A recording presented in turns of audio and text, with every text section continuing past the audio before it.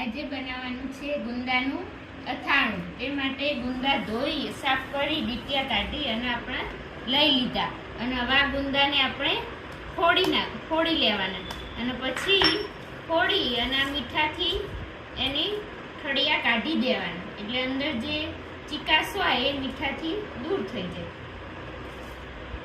આવી રીતે।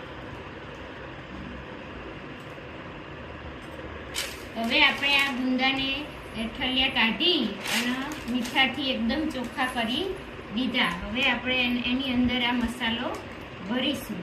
અમે કેરી નહીં ખાતા એટલે કેરી નહીં નાખી, બાકી કેરી પણ છીણી અને આની અંદર નાખી શકાય। આ આચાર મસાલો છે, આ આચાર મસાલો તૈયાર જ છે।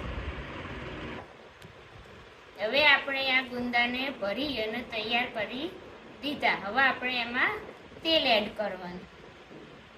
આ ગરમ કરેલું તેલ એટલે ગરમ કરી અને પછી એમાં તેલ એડ કરવાનું। જો હવે આપણે આ ગુંદાનું અથાણું તૈયાર।